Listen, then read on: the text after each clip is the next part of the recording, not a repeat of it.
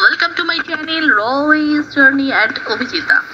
দেখতেই পাচ্ছ পুরীর বিচে কিন্তু এখন রয়েছে, একেবারে বিকেল 4টেও বাজেনি। দেখতেই পাচ্ছ জনশূন্য বলা যায় না অবশ্যই, তবে জন অরণ্য এই মুহূর্তে বলা যাবে না। বেশ ভালো লাগে না যখনই পুরীর বিচে আসি, দেখতে মনটা একেবারে ভালো হয়ে যায়।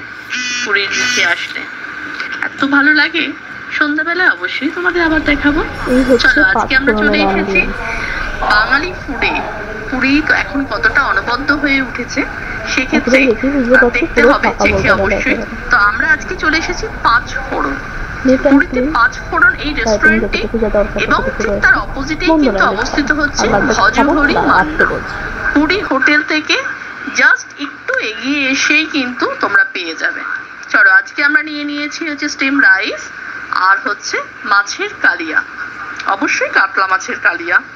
একেবারে লাস্ট মুহূর্তে ঢুকেছি এখানে, কিন্তু অবশ্যই জানিয়ে রাখি যে বিকেল 4টে অবধি এদের লাঞ্চ টাইম এবং 7টা থেকে আপ টু 10 PM অবধি কিন্তু চলবে ডিনার টাইমিং। তো সেক্ষেত্রে সেটা মাথায় রেখেই কিন্তু আসতে হবে। আর আমাদের জন্য, আমার আর মেয়ের জন্য স্টিম রাইস আর চিকেন, আর কিছু অর্ডার করিনি কারণ এতটা বেলায় ঢুকেছি তো, তাই জন্য আর তেমন কিছু না, এইটুকু হলেই চলে যাবে। প্রায় 4টে বাজে, জাস্ট ঢোকার একটুখানির মধ্যেই এটা বন্ধ হয়ে যাবে। যে যাই হোক আমাদের অর্ডারটা নিয়েছে, এতটা দূর রাস্তা রান করে এসেছি, তো এই মুহূর্তে এইটুকু ফুড না আনলে খুবই অসুবিধায় পড়তাম, কারণ লাঞ্চ টাইম মোটামুটি সব জায়গাতে ওভার হয়ে গেছে। তো সেই জন্যই তো এবার দেখি ফুডটা কেমন খেতে, যাক সেটা তোমাদের অবশ্যই বলছি। এবং ফুডের জন্য কিন্তু অবশ্যই এখানে আসতে পারো, অভি স্টার্ট করে দিয়েছে। অবশ্যই অভি সব জায়গাতেই ভালো বলে, তো এখানেও যথারীতি তাই বললো, কিন্তু অবশ্য দেখে কিন্তু সেটা বোঝাও যাচ্ছে বেশ ভালো আর কি।